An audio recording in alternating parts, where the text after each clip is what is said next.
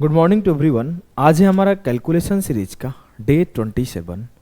इसमें हम लोग पढ़ेंगे कॉन्सेप्ट ऑफ शिफ्टिंग। जो बच्चा बिल्कुल सिलेबस नहीं पढ़ा होगा, बिल्कुल ही कुछ भी नॉलेज नहीं होगा, उसको थोड़ा दिक्कत हो सकता है समझने में जो मैं चीज़ें सिखाऊंगा। लेकिन जिसकी थोड़ी सी भी मैथ्स अच्छी होगी या एक बार थोड़ा बहुत कहीं से पढ़ लिया होगा तो वो चीज़ों को बहुत एंजॉय करेगा और उसके लिए चीज़ें बहुत आसान लगेगी। अभी बेसिक तो हमारा चल नहीं रहा है, बेसिक हमारा ख़त्म हो गया है, हाई लेवल चल रहा है। जैसा कि आप देख रहे हैं कि अब तो यहाँ से उठा के कैलकुलेशन सीरीज भी कॉपी कर रहे हैं लोग। तो मुझे अच्छा लगता है कि काफ़ी बड़े बड़े धुरंधर दिग्गज कहे जाने वाले सेम टू सेम उठा के चिपका रहे हैं। तो मुझे काफ़ी खुशी होती है इस बात को और थोड़ा सा गर्व भी फील होता है खुद के ऊपर। आज अब हम लोग देखते हैं आगे। आपको सीक्वेंस में सारी वीडियोज़ को देखोगे तो ज़्यादा हेल्प मिलेगा स्पीड बूस्टिंग में।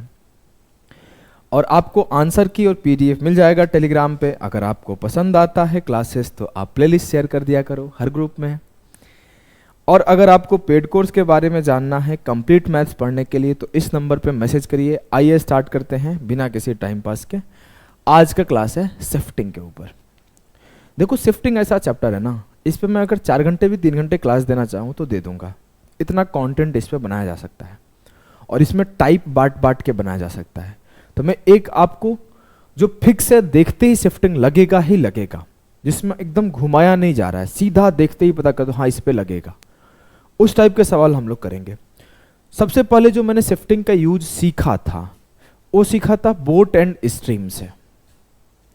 बोट एंड स्ट्रीम के बाद मैंने उसको टाइम स्पीड डिस्टेंस, उसको टाइम एंड वर्क, इवन उसको मैं अदर चैप्टर में लगाया। तो मैं आपको एक दो क्वेश्चन सिंपल इंटरेस्ट का भी रख लिया हूँ, मजा आएगा, बहुत मजा आएगा। और एक ऐसा क्वेश्चन जो कि बार बार आप पढ़े होंगे, एक्सीडेंट वाला, कि कोई ट्रेन सर्टेन डिस्टेंस जाने के बाद एक एक्सीडेंट हो जाता है, फिर उसकी स्पीड घट जाती है, फिर वो जलती है, तो अब बताइए क्या होगा डिस्टेंस। ऐसे सवाल पढ़े हो? मैं देखता हूँ ऐसे सवालों में लोग फंस जाता है। एक लाइन में आपको सॉल्व करने सिखाऊंगा मैं। तो आइए स्टार्ट करते हैं इस सेशन को।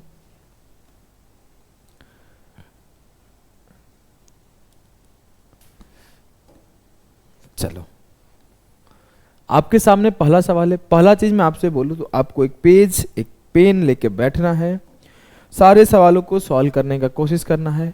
मैं कोई इसका बेसिक डिस्कशन नहीं कर रहा हूं एक्स वाई लिख के। फिर से बोल दूं, ऐसा नहीं कि बेसिक जानता नहीं हूं। कुछ लोग तो इस बात को बदनाम भी कर दिए थे कि बेसिक इनसे पढ़ो ही मत। मैं बेसिक पढ़ाता हूं, चैप्टर जाके देख सकते हो। लेकिन ये हमारी मेंस ओरिएंटेड क्लास है तो हम लोग थोड़ा मेंस टाइप पढ़ेंगे भाई। बेसिक क्लास होगा तो बेसिक टाइप पढ़ेंगे। तो आ जाओ पढ़ते हैं इस सवाल को। बोला है ए boat covers 40 kilometre up stream and 60 kilometre down stream in 7 hours. It covers 60 kilometre up stream and 40 kilometre down stream in 8 hours. चलो मैं थोड़ी बातें बता देता हूं। डाउन स्ट्रीम का मतलब होता है धारा के साथ जाना। डाउन स्ट्रीम का मतलब होता है धारा के साथ जाना। अगर बोट का स्पीड b है और करंट का स्पीड c है तो धारा के साथ साथ गया तो b प्लस सी। और अपस्ट्रीम का मतलब होता है धारा के विरुद्ध जाना। मतलब अगर बोट का स्ट्रीम b है और करंट का स्पीड c है तो बोट जा रहा है और धारा ऐसे ऐसे आ रहा है, रोक रहा है।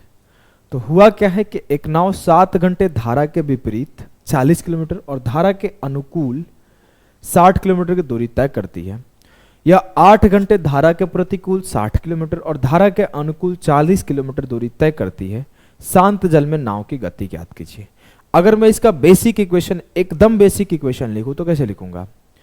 वो पहले 40 किलोमीटर अपस्ट्रीम गई है तो 40 kilometre upstream with the speed of, upstream क्या होगा? बोट माइनस करंट,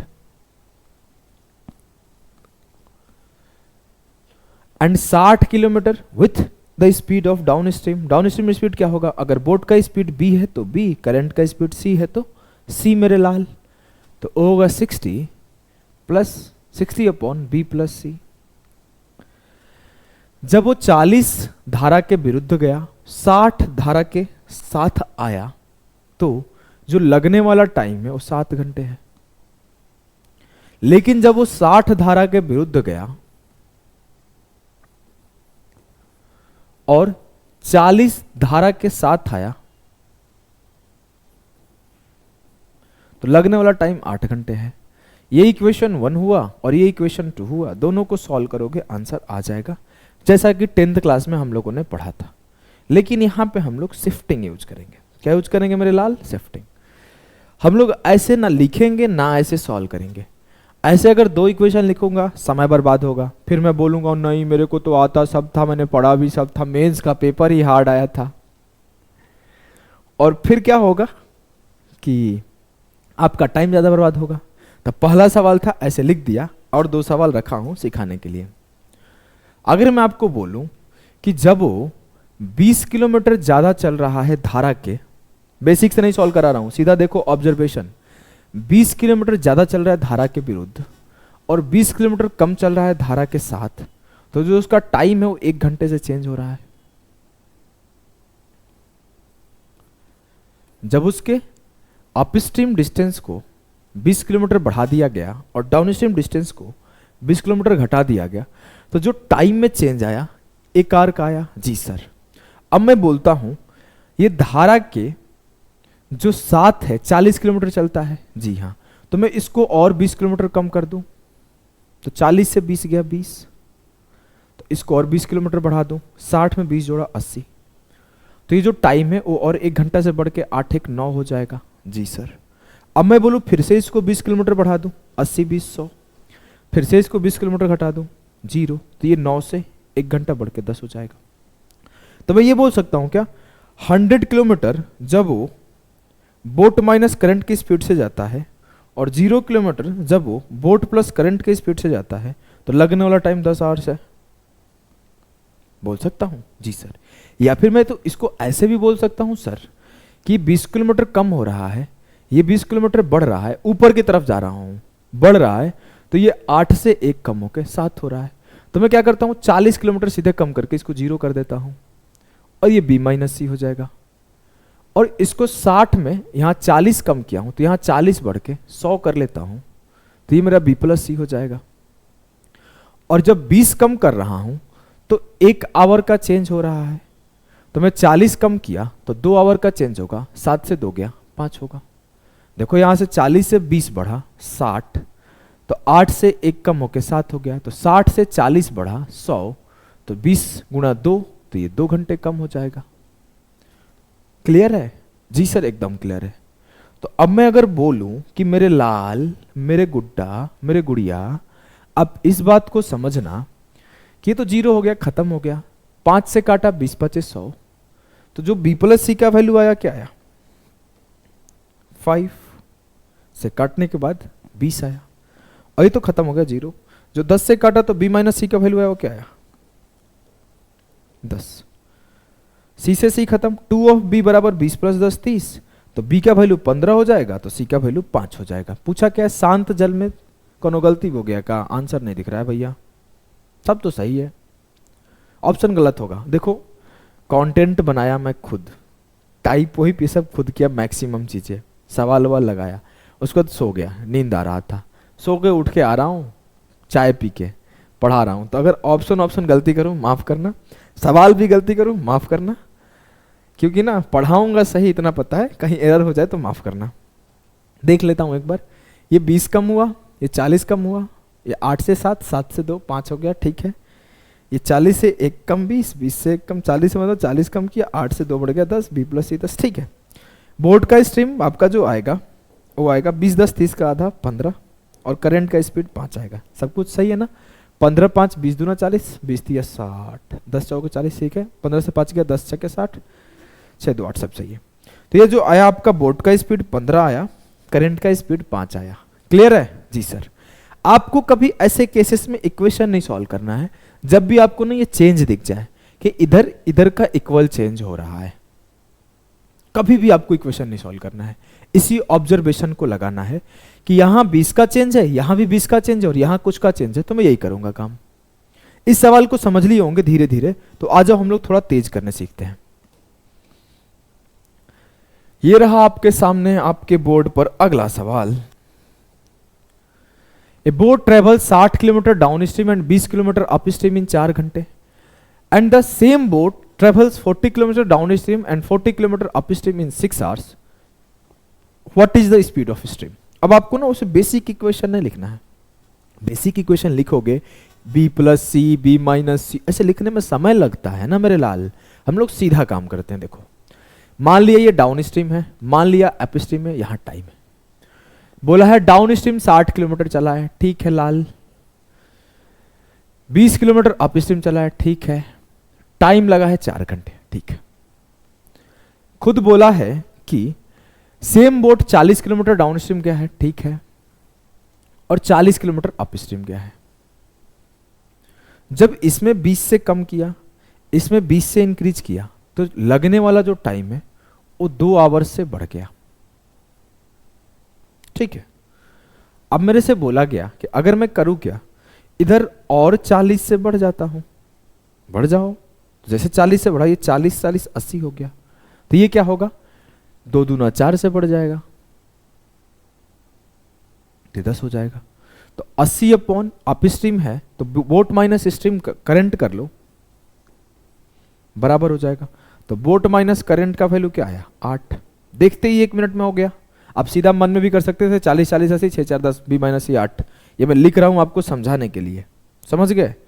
अब मैं अगर बोलूं ये 40 से 20 ऊपर गया 60, ये 40 से 20 ऊपर गया 20, पीछे चले जाओ तो ये 0 हो जाएगा. ये 60 से 20 जोड़ के 80 हो जाएगा, और ये 4 से 2 कम होकर 2 हो जाएगा. क्लियर है. जब मैं 20 से कम कर रहा हूं तो ये 2 से कम हो रहा है. देखो 40 से 20 कम हुआ तो ये 6 से 4 हो गया, तो ये 4 से 2 हो जाएगा. जब ये 20 से 0 और ये 60 से 80. फिर से समझना, 40 से 20 बढ़ के 60 हुआ, 40 से 20 घट के 20 हुआ, तो ये 6 से घट के 4 2 हुआ. अब मैं बोलूं कि ये 20 से कम हो रहा था, ये 20 से बढ़ रहा था, तो फिर इसको मैं 20 से बढ़ा दिया, फिर इसको मैं 20 से कम कर दिया, तो फिर ये 2 से कम हो जाएगा. 80 अपॉन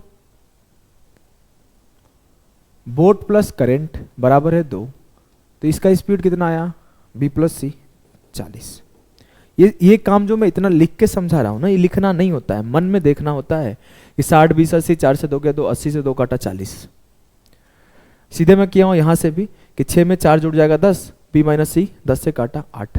ये काम मन में करना है. c से c जोड़ा, b बराबर 24 और c बराबर 16, मन में करना है. इन दोनों को जोड़ूंगा तो 2 ऑफ b बराबर 48 आएगा, तो b का वैल्यू 24 आ गया. और जैसे b 24 आता है तो 24 में से 8 घटा दो तो करंट 16 आ जाएगा. अब ये लिख के करोगे तो समय थोड़ी है हमारे पास तो 30 सेकंड 40 सेकंड एक क्वेश्चन के लिए होता है. धारा की गति पूछा है, 16 हो जाएगा आंसर. क्लियर. तो आप जितना हो सके इन सब चीजों को कम लिखो. ये डिजाइन बनाने के पीछे नहीं पड़ना है, मैं आपको समझाने के लिए डिजाइन बनाया हूं. तो आइए मेरे लाल, इस सवाल को करके दिखाइए. होमवर्क दे दूं क्या इस सवाल को? चलो मैं इस सवाल को होमवर्क देता हूं, आप खुद से करना. करा देता हूं, हटाओ यार. बोला है 24 किलोमीटर अपस्ट्रीम जाते हैं साहब, 36 किलोमीटर डाउनस्ट्रीम जाते हैं, 6 घंटा लगता है. 36 किलोमीटर अपस्ट्रीम, 24 किलोमीटर डाउनस्ट्रीम, 6.5 घंटा लगता है. 12 घटने पर आधा घंटा बढ़ रहा है, 12 दूना 24 घटने पर इसमें 1 घंटा बढ़ जाएगा, तो ये 7.5 घंटा हो जाएगा, और ये 7 हो जाएगा. 60 अपॉन बोट प्लस करेंट बराबर 7.5, काट लिया, बोट प्लस करेंट का वैल्यू आ गया 8. क्लियर है. मैं स्टेप स्किप कर रहा हूं. अब इधर मैं करूं, क्या करूं, 24 घटा दूं तो यहां से फिर से 1 घट जाएगा, यही होगा ना. वहां से अगर 12 घटा रहा हूं तो आधा घंटा घट रहा है, तो 24 घटा दूंगा तो मेरा 1 घट जाएगा. तो जो बोट माइनस करंट होगा वो होगा 24/5. अगर मैं इसको काट दूं तो 4.8 हो जाएगा. सही है ना सब कुछ, कहीं गलती तो नहीं कर रहा हूं. ये आधा घंटा घटा रहा है 12 पर, तो 24 घटाने पर ये 0 हो जाएगा, ये 60 हो जाएगा, तो ये आपका 6 से 5 हो जाएगा, तो 5 से काटा 12 बार, तो ये 12 होगा. तुम लोगों को बोलना चाहिए ना कि मिस्टेक हो रहा है सर.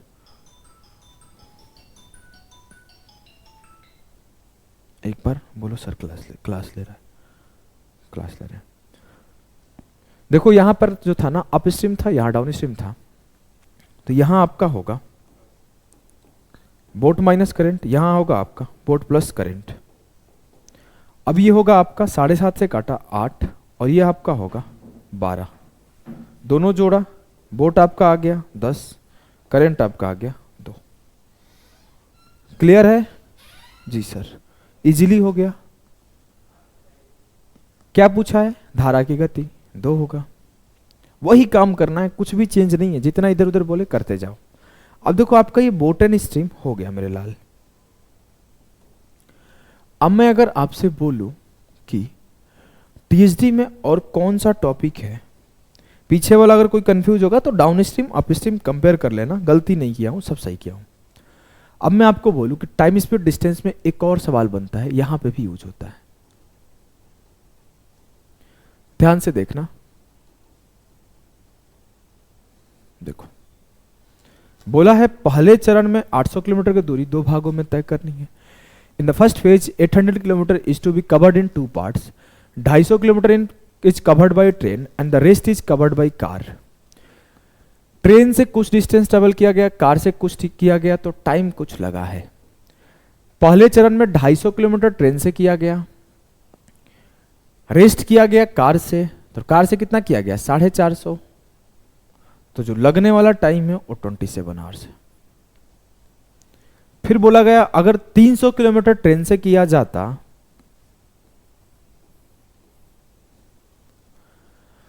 और the distance of the remaining part is covered by car, मतलब 500 किलोमीटर कार से, तो 1 घंटा कम टाइम लगता, तो 27 से 1 26 लगता।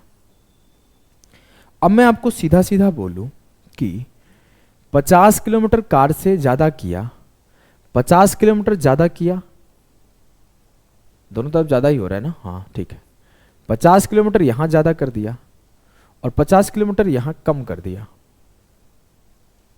यहां 550 होना चाहिए।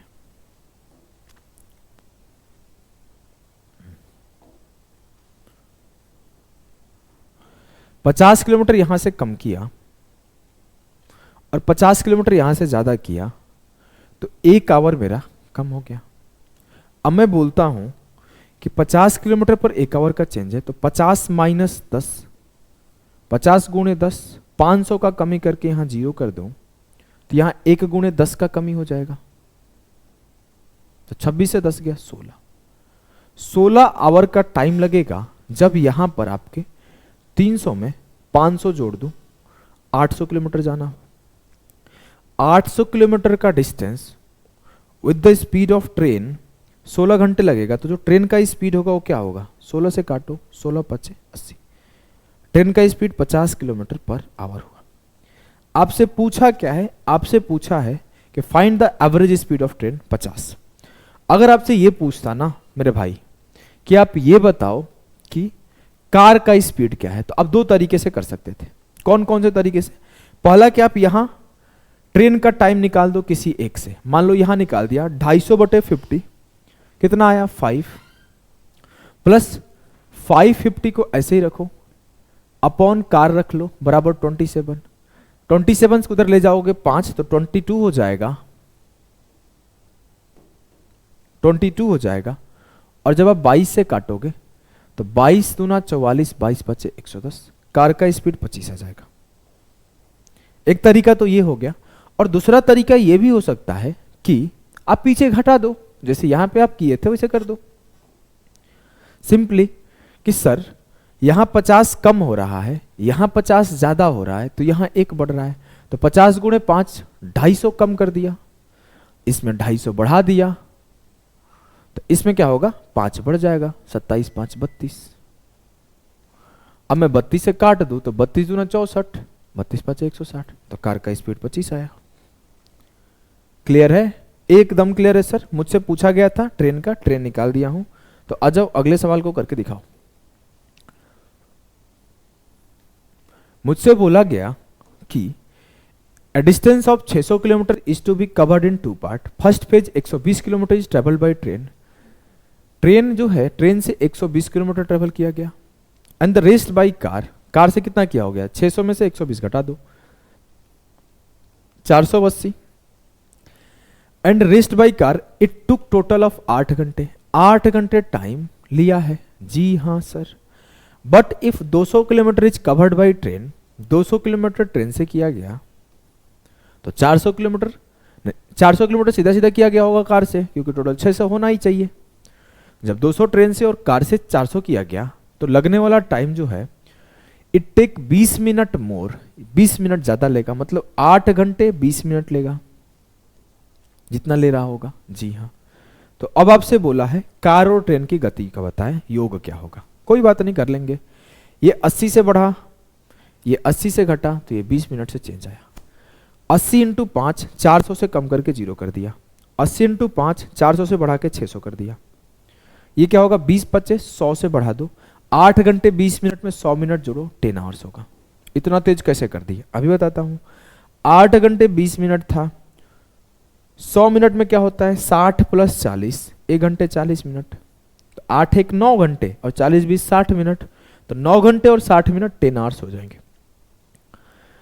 0 से 0 खाता तो मेरे को ट्रेन का स्पीड कितना आया सर 60।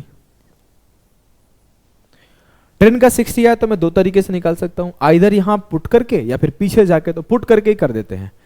अगर इसको 60 से काटा तो यहां कितना टाइम लगा होगा 2 घंटे, जब यहां 2 घंटे लगा होगा तो यहां 6 घंटे लगा होगा। 6 से इसको काटो, कार की स्पीड आ गई 80, और जैसे ही कार का स्पीड 80 आया तो मैं दोनों को जोड़ देता हूं, 8 और 6 14।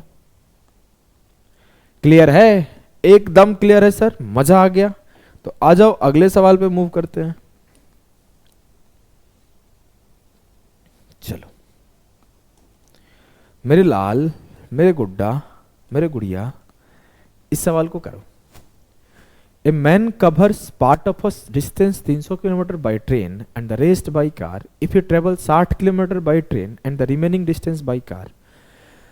जब वो ट्रेन से 60 किलोमीटर जाता है और रिमेनिंग मतलब 240 किलोमीटर कार से जाता है, तो साहब को लगने वाला टाइम 4 घंटा है। ठीक। If you cover 100 kilometre by train, जब वो 100 किलोमीटर ट्रेन से जाता है तो श्योर बात है कि 200 कार से गया होगा, तो जो लगने वाला टाइम है 4 घंटा 10 मिनट है।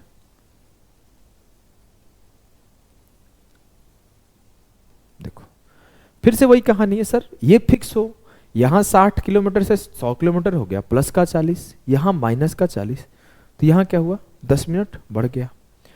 एक काम करता हूं, 40 पांचे 200 माइनस कर लेता हूं 0, 40 पांचे 200 जोड़ देता हूं 300, और यहां 10 पांचे 50 जोड़ देता हूं तो 5 आवर हो जाएगा। 5 से काटा 300 था ना 60, जो स्पीड ऑफ ट्रेन आया वो 60 आ गया। एक ही ऑप्शन दिख रहा है जिसमें ट्रेन का स्पीड 60 है। वैसे आपको सॉल्व करना है तो क्या करो, एक काम और है सर, मेरा 60 स्पीड हो गया ट्रेन का, तो 60 किलोमीटर 60 से ट्रेवल करेगा तो यहां 1 आवर लगा होगा, 1 आवर यहां लगा और टोटल 4 आवर लगा, तो यहां 3 आवर दिया होगा, तो 3 से डिवाइड कर दो, कार का स्पीड 80 आ जाएगा। क्लियर है, मजा आ रहा है, अरे एकदम गर्दा तरीके से मजा आ रहा है सर। चलो तो आगे आ जाओ, टाइम एंड वर्क का सवाल सॉल्व करते हैं। आप अभी तक 2 टॉपिक कर चुके हो, एक कर चुके हो बोट एंड स्ट्रीम, एक कर चुके हो टाइम स्पीड डिस्टेंस। अब आ जाओ हम लोग करेंगे टाइम एंड वर्क। बोला है कि Arjun started a task and left it after working for 2 days, then Bharat was called and he completed the task in 9 days। If Arjun alone had worked for 3 days, Bharat alone would have task finished। ये क्या है भाई, would have finished the task होना चाहिए ना भाई, 112 rank लाए हैं, अंग्रेजी आता है, गलत है ये, would have finished the task होगा, या finish the remaining task, remaining would have task finish the remaining work। भाई हमको लगता है अपना 112 रैंक फेल है इस इंग्लिश के आगे। आसान भाषा में आपको समझाऊं, सवाल क्या कहना चाहता है, सवाल समझो, छोड़ो इसको। अर्जुन कोई काम स्टार्ट करता है, 2 दिन बाद करना छोड़ देता है, फिर भरत आता है और 9 दिन में कंप्लीट कर देता है। अगर अर्जुन 3 दिन काम कर दिया होता तो भरत को 6 दिन करना पड़ता। तो आप बताइए कि अर्जुन अकेले कितना दिन में काम कंप्लीट करेगा। ध्यान से सुनो, पहले बेसिक लिखता हूं, समझ लेना। 2 दिन अर्जुन किया और 9 दिन भरत किया। जी हां सर, काम कंप्लीट हो गया। जी हां, 3 दिन अर्जुन किया तो सिर्फ 6 दिन भरत किया, तब काम कंप्लीट हो गया। हाँ सर। अच्छा सर, मुझे एक चीज दिख रहा है। क्या दिख रहा है? अगर एक दिन अधिक करता है अर्जुन तो 3 दिन कम करता है भरत, है ना? अर्जुन अगर एक दिन एक्स्ट्रा काम करता है तो भरत 3 दिन कम करता है। इट मीन्स कि जो एक दिन का अर्जुन का काम होगा वो 3 दिन के भरत के काम के बराबर होगा। वही वर्क शिफ्ट हो जा रहा है। जब मैं ए के पास एक दिन शिफ्ट कर रहा हूं तो जो ए का एक दिन का वर्क है वो बी के 3 दिन का वर्क के बराबर शिफ्ट कर दे रहा है टाइम को, उसका टाइम डिक्रीज कर दे रहा है। जी हाँ। तो फिर हम लोग क्या करते हैं? ये सब लिखना जरूरी है क्या? नहीं नहीं, हम लोग एक लाइन में लिखेंगे। हम लोग एक लाइन में लिखेंगे कि 1 day of a work, a का काम एक दिन का बराबर है 3 दिन of b work. A upon b क्या आया? 3/1। मतलब जो ए और बी का एफिशिएंसी है वो 3:1 है। अब अगर मैं बोलूं कि टोटल वर्क क्या है, तो टोटल वर्क है 2 दिन काम किया ए के एफिशिएंसी से और 9 दिन काम किया बी के एफिशिएंसी से। तो 2 तिया 6 9 15 आपका टोटल वर्क हो गया। जो एफिशिएंसी है ए का वो 3 है, जो एफिशिएंसी है बी का वो 1 है। मुझसे पूछा है कि अर्जुन अकेले कितने दिन में करेगा। अर्जुन की एफिशिएंसी 3 है, टोटल वर्क 15 है, तो जो टाइम आएगा वो आएगा 15/3, 5 डेज।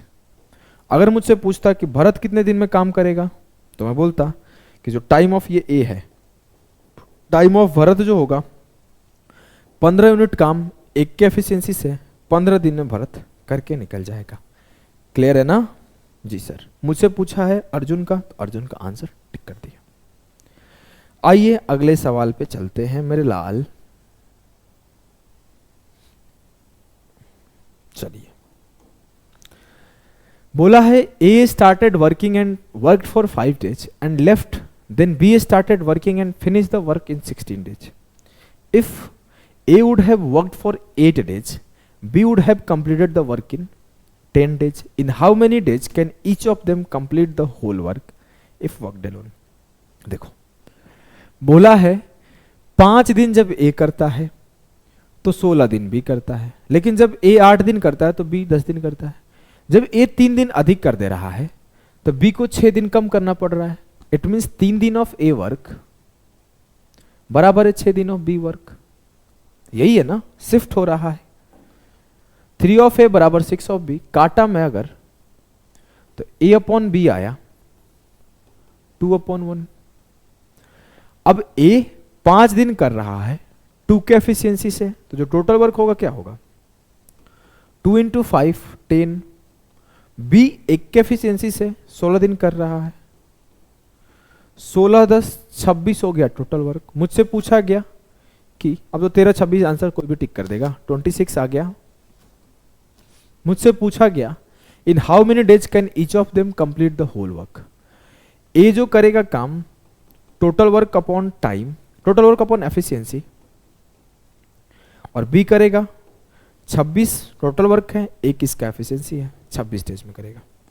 दोनों का टाइम निकल आया मेरे लाल एकदम। सर कोई कष्ट नहीं सर, एक सवाल होमवर्क दे दूं? जी सर। चलिए आइए, इसका उत्तर आएगा यस सर। आ जाओ करके बताना कमेंट में आंसर। सेम टाइप का सवाल है टाइम एंड वर्क का। चलो हम लोग थोड़ा सा आगे बढ़ते हैं। आगे बढ़ते हैं हम लोग सिंपल इंटरेस्ट में। बोर तो नहीं हो रहे हो कि ज़्यादा पढ़ा देता है, खाली पढ़ाता है, बोलता नहीं है, कुछ ज्ञान नहीं देता? थोड़ा मोटिवेशन नहीं दे दो यार। चलो, a person invested some amount at the rate of 12% simple interest and a certain amount at the rate of 10% simple interest. He received yearly interest of Rs 130, but if he had interchanged the amount invested, he would have received Rs 4 more as interest. How much did he invest at 12% simple interest? सवाल ये है, छोड़ दो मैं समझाता हूं, कि कुछ रुपए 12% के हिसाब से दिया, कुछ रुपए 10% के हिसाब से दिया। जिसको 12% पर दिया था उसे 10% पर देता, और जिसे 10% पर दिया था उसे 12% पर देता, तो जितना ब्याज मिल रहा था उसे 4 रुपए ज्यादा का ब्याज मिलता। समझ गए जी सर। मैं बोला एक मान लेते हैं ए है एक बी है, ए को 12% पर दिया, बी को 10% पर दिया, तो मिलने वाला ब्याज 130 था। अब ए को अगर 10% पर दिया और बी को 12% पर दिया तो मिलने वाला ब्याज 134 है। जब 2% का चेंज हुआ ए में, जब 2% का चेंज हुआ बी में, तो 4 रुपए का चेंज हुआ। जी सर, मुझसे पूछा है कि 12% पर कितना रुपए दिया है, मतलब इसका वैल्यू निकालना है, इसका 12% पर कितना वैल्यू दिया है ए का। चलो निकाल लेते हैं, सबका निकाल देंगे, सबका बारी बारी से सब निकाल देते हैं। आ जाओ, पहले बोला ये 2 से कम हो रहा है तो 2 पचे 10 से कम कर लो 0, ये 2 से बढ़ रहा है 2 पचे 10 से बढ़ा लो 22%, और ये 4 पचे 20 से बढ़ा लो 154। तो 22% ऑफ बी अमाउंट बराबर है 154, तो 1% बराबर है 22 आते 154, 100% बराबर है 700। मतलब जो बी रुपीज था जो 10% पर दिया गया था वो 700 था। अब मैं अगर कोई बोले कि अच्छा उसको करके दिखाओ, इसको भी कर देंगे। 2% कम हुआ, 2% बढ़ा, 2% कम हुआ, तो ये 4 घटा, है ना, यही हो रहा है ना। हाँ, 2 छक्के 12 ये है, इसको कम करके 0 कर देते हैं, ये निकालना है। तो 2 पचे 10 से कम करके 0 कर दिया, 2 पचे 10 में जोड़ा तो ये कितना होगा, 2 पचे 10 इसमें जोड़ दो तो ये 22 हो जाएगा, और इसमें से 4 पचे 20 घटा दो तो 130 से 20 क्या 110। तो 22% ऑफ ए अमाउंट बराबर है 110, तो 1% बराबर है 5 के, तो 100% बराबर है 500। जो 12% पर इन्वेस्ट किया गया अमाउंट था वो 500 था, जो 10% पर इन्वेस्ट किया गया अमाउंट था वो 700 था। मुझसे पूछा गया 12% वाला बताओ, 500 मार दूंगा आंसर। मुझसे पूछा जाता कि 10% वाला बताओ तो मैं 700 बता देता। क्लियर है, एकदम आसान है। Yes sir. आइए अगले सवाल पे चलते हैं।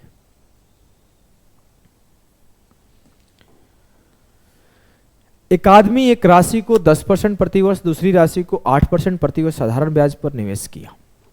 Man invested 10% per annum and another amount at 8% per annum simple interest. Thus, he received 1350 as annual interest. तो मेरे लाल क्या बोल रहा है कि एक पार्ट को 10% पर किया, दूसरे पार्ट को 8% पर किया, तो 1350 का ब्याज मिला। अब बोला अगर वो इंटरचेंज कर दे, मतलब जिसको 10% पर किया था उसे 8% पर कर दे, और जिसे 8% पर किया था उसे 10% पर कर दे, तो होगा क्या, 45 कम आने लगेगा इंटरेस्ट। तो 2% का चेंज बराबर है 45, 2 चौके 8 चेंज करो, एक बार 2 पचे 10 चेंज करो, 18 बराबर कुछ हो जाएगा, आंसर आ जाएगा। एक लाइन का सवाल है, लिखना बिल्कुल नहीं है। चलो मैं फिर भी लिख के समझा रहा हूं। वैसे तो देखो क्या होगा, 10 से 8, चलो मैं लिख दे रहा हूं, कोई बात नहीं। तो कुछ लोग मेरे को कहने लगते हैं लिखते ही नहीं है मास्टर साहब। देखो ये 10% था, ये 8% था, ये जब 8 हुआ और ये जब 10 हुआ तो ये 1350 होगा, तो इससे 45 कम होके 1305 हो जाएगा।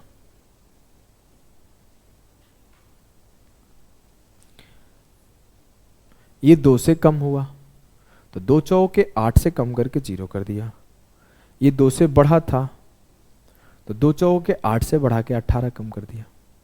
ये 45 से घटा था तो 45 चौके 180 घटा दो इसमें से, 5 से, 10 से 8 गया 2, 12 से 11, 18% ऑफ दिस पार्ट बराबर 1125। तो 1% किसके बराबर, 18 छक्के 108, 18 दूना 36, 18 पचे 90, 1% बराबर है 62.5, तो 100% बराबर होगा 6250। जो सेकेंड अमाउंट है उसका वैल्यू 6250 होगा।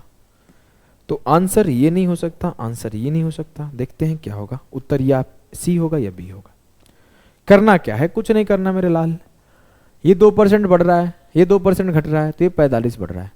इसको क्या करो, 2 चौके 8 घटा के 0 कर दो, ये हो जाएगा 18, और इसमें 45 चौके 180 जोड़ दो, जोड़ दिया, 8 5 13, 3 1 4 1 5, ये एक 1530। 18 से काटो, 18 एकम 18 नहीं जाएगा, 18 8 144, 18 5 90, 1% बराबर 85 है, तो 100% बराबर 8500। तो मैं बस यही बोल रहा था ना कि एक बार घटाओगे 2%, तो 2 चौके 8 घटाओगे एक बार 8 जोड़ोगे, तो 18% बराबर होगा एक बार 1350 प्लस 180, एक बार 1350 माइनस 180। देखो आ रहा है आपके सामने। बस ये मैं करता, एक बार 18% बराबर करता 1350 माइनस 180, तो ये हो जाता। एक बार बराबर करता 18% 1350 प्लस 180, तो ये होता। आंसर मेरा आ गया। क्लियर है जी सर। देखो जो ये सवाल है ना, एक्सीडेंट बेस्ड क्वेश्चन, सबसे ज्यादा पॉपुलर सवाल है एक्सीडेंट वाला सवाल। इसमें जनरली मैं देखता हूं काफी ज्यादा लेंदी तरीके से पढ़ाया जाता है। एक्सीडेंट और काफी पॉपुलर सवाल है, मैं पहली बार यूट्यूब पे करा रहा हूं इस मेथड से। काफी पॉपुलर सवाल है और जो कराता है लेंदी कराता है, तो मैं इसको थोड़ा सा आसान करने आपको सिखाता हूं। समझना, इस सवाल को पहले समझना जरूरी है। सवाल यह है कि after covering a distance of 50 kilometre the train meets with an accident and its speed becomes 3/4 of its actual speed and reaches 35 minutes late. Had the accident occurred after covering a distance of 24 kilometre, the train would have reached the station 25 minute late. Find the total distance। मान लिया कोई यहां से यहां का root था, 50 kilometre दूरी तय करने के बाद ट्रेन का दुर्घटना हो गया। यहां मान लो 50 किलोमीटर चला और फिर दुर्घटना हो गया, ठीक है। दुर्घटना होने के बाद जो उसका स्पीड है वो 3/4 हो गया। मतलब यहां स्पीड अगर 4 यूनिट होगा तो इसका 3/4 होकर यहां 3 के स्पीड से जा रहा होगा। अगर 4x यहां होगा तो यहां 3x स्पीड हो जाएगा। और ये कंडीशन होने की वजह से जो अपने डेस्टिनेशन पर पहुंची है ट्रेन, वो 35 मिनट लेट पहुंची है। यही बोला है ना सवाल एकदम सर कि 50 किलोमीटर दूरी तय किया, दुर्घटना हुआ, स्पीड कम हुआ, 35 मिनट देरी से पहुंची। ये सारा कंडीशन प्रेजेंट हो गया। लेकिन अगर हादसा 24 किलोमीटर बाद होता, मतलब जो यहां पे हादसा हुआ है वो यहां ना होके और आगे जाके 24 किलोमीटर होता, मान लो यहां होता, फिर से हादसा होता, फिर से स्पीड कम होता। यहां 4 अगर यहां से यहां तक स्पीड रहता तो यहां 3 के स्पीड से जाता। लेकिन होता क्या ना कि जब यहां से यहां 3 से जाता और यहां से यहां तक 4 से आता, तो जो लगने वाला टाइम था 25 मिनट था, लेट पहुंचने का टाइम। जब यहां एक्सीडेंट हुआ और यहां से स्पीड कम हो गया और इसी कम स्पीड से यहां तक गया तो 35 मिनट लेट पहुंचा। लेकिन स्पीड अगर 24 किलोमीटर बाद हुआ यहां और यहां से कम स्पीड से ट्रेवल किया तो लगने वाला टाइम जो लेट टाइम है 25 मिनट हुआ। तो आपको बताना है कि क्या होगा उसका पूरा डिस्टेंस। देखो एक तो हो जाता है रेशियो मेथड, मैं उसको यहां डिस्कशन नहीं कर रहा हूं, शिफ्टिंग पे हम लोग हैं तो शिफ्टिंग पे चलते हैं। अगर मैं बोलूं कि जब 24 किलोमीटर आगे एक्सीडेंट हो रहा है तो मेरा 10 मिनट सेव हो जा रहा है। अगर मुझे पूरा का पूरा 35 मिनट सेव करना हो तो कितना दूर बाद एक्सीडेंट कराया जाए, अपने अनुसार मैं एक्सीडेंट कराऊंगा। अब मैं बोला कि अगर मैं बोलूं कि 12 किलोमीटर बाद एक्सीडेंट होगा तो 5 मिनट सेव होगा। दोनों तरफ 7 से मल्टीप्लाई कर दो, 12 7 84 किलोमीटर बाद अगर एक्सीडेंट होता तो 35 मिनट सेव हो जाता। अब जो 35 मिनट में लेट हो रहा था वो 35 मिनट लेट नहीं होगा। अब देखो ध्यान से समझना, अगर 24 किलोमीटर बाद एक्सीडेंट हो रहा है तो 10 मिनट सेव हो रहा है। मैं बोला कि 84 किलोमीटर बाद एक्सीडेंट कराओ, 84 किलोमीटर बाद एक्सीडेंट कराओ, तो जब मैं 84 किलोमीटर बाद एक्सीडेंट कराऊंगा तो एक्सीडेंट पॉइंट क्या होगा ये, और यही डेस्टिनेशन पॉइंट है। तो डेस्टिनेशन पॉइंट पे पहुंच के एक्सीडेंट होता है, क्या ही फर्क पड़ता है, मैं तो पहुंच गया। मतलब जो यहां से यहां तक का डिस्टेंस है वो 84 है और उसके पहले जो ट्रेवल किया डिस्टेंस है वो 50 है। तो टोटल डिस्टेंस क्या होगा, 84 और 50, 134। क्लियर है? फिर से एक बार समझा दूं क्या? एक बार और समझाता हूं, जिसको समझ में आ गया होगा, रिकॉर्डेड क्लास है, वो मूव कर सकता है आगे।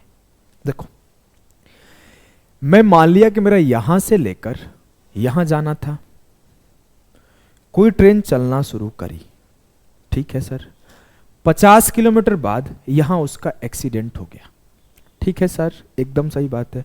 यहां एक्सीडेंट हुआ तो उसका स्पीड कम हो गया, और वो अपने कम स्पीड से यहां पहुंचा, तो जो टाइम पे वो पहुंचने वाली थी ट्रेन, उससे 35 मिनट लेट पहुंची, ठीक है सर। अब अगर वो एक्सीडेंट पॉइंट यहां ना होके यहां होता, मतलब 24 किलोमीटर बाद होता वो एक्सीडेंट पॉइंट, तो मैं सिर्फ 25 मिनट लेट पहुंचता, है ना। अगर मैं 24 किलोमीटर बाद एक्सीडेंट होता तो 25 मिनट ही लेट होता।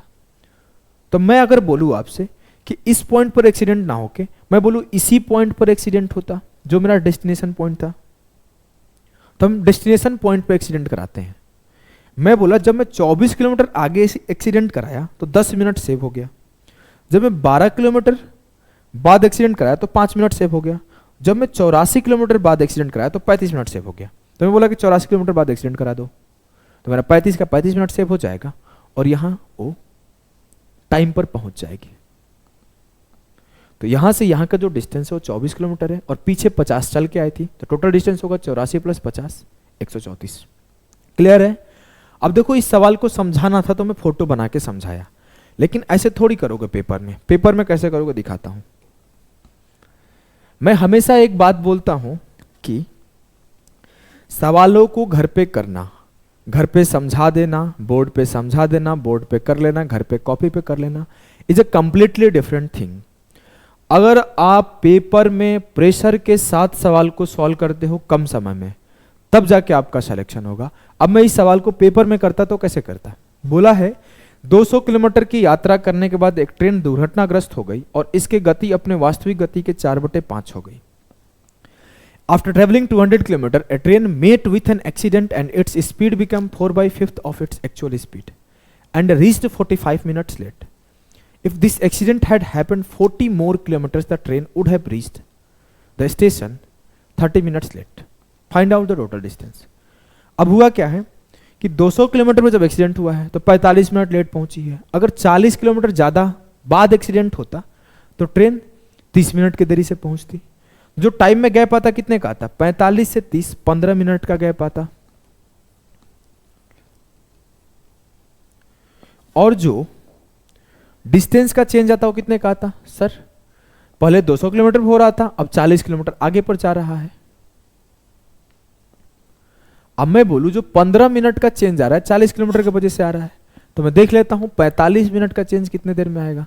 दोनों तरफ 3 से मल्टीप्लाई करो, 45 मिनट का चेंज आया 40 दिया 120 किलोमीटर पर, 40 दिया 120 किलोमीटर पर, मतलब आगे 120 किलोमीटर और पीछे 200 चल के आया था। 200 प्लस 120 गड़बड़ हो गया।